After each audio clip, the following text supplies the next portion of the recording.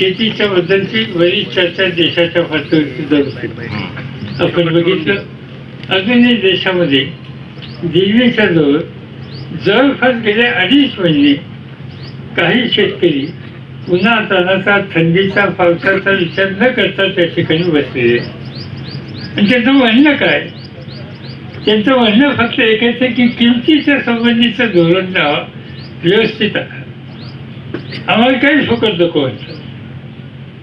त्या लोकांची माझ्याशी अनेकदा चर्चा होते आणि त्यांची मागणीच ही आहे, ते विशेषतः गहू आणि तांदूळ घेणारे शेतकरी ते महत्वाचं पीक आहे तिथं.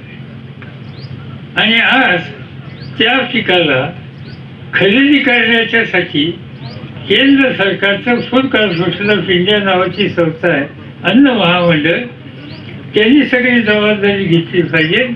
आणि ते काम आम्ही लोकांनी कृषीमध्ये आणलं होतं. पंजाबमधला, हरियाणातला, उत्तर हिंदुस्थानातला, युपीतला सगळा गहू आम्ही खरेदी करत होतो. नॉर्थ ईस्ट मधला तांदूळ आम्ही खरेदी करत होतो. मधल्या काळामध्ये केंद्र सरकारने या खरेदी करण्याच्या संबंधीची वेगळी मतं मांडायला सुरुवात केली आणि त्याचा परिणाम त्या भागातला शेतकरी विसरला. आणि तो विसरला आणि तो आता म्हणतोय की किमान किमतीच्या संबंधीची कायदेशीर तरतूद केल्याशिवाय आम्ही घरी जाणार नाही. आणि आज आजच्याच वर्तमानपत्रात मी त्यांच्या प्रमुखाचे स्टेटमेंट वाचलं की किती महिने लागू आमची तयारी आहे.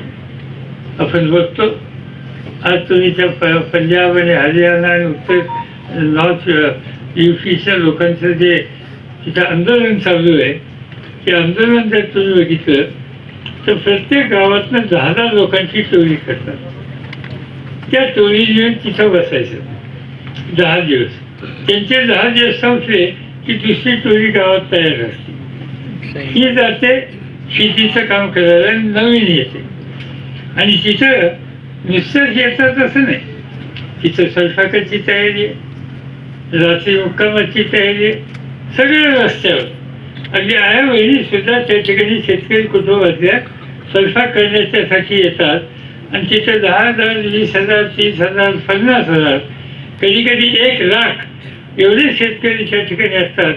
तर त्या माऊल्या तिथं सगळ्यांचा स्वयंपाक त्या ठिकाणी करत असतात आणि त्यांना 2 घास त्या ठिकाणी देत असतात. आणि त्याचं म्हणणं एकच आहे की आम्हाला खरेदीची आणि मालाच्या किमतीची खात्री द्या, आम्हाला फुकट काय नको, आमच्या घामाची किंमत तुम्ही आम्हाला द्यायला पाहिजे. अपेक्षा अशी आहे की केंद्राच्या सरकारने त्याचा विचार करावा. सांगितलं जातं की आम्ही सगळं करतोय, पण प्रत्यक्ष आमचे घडत नाही. आणि त्याच्यामुळे आज या प्रकारचा संघर्ष सुरू झाला आहे.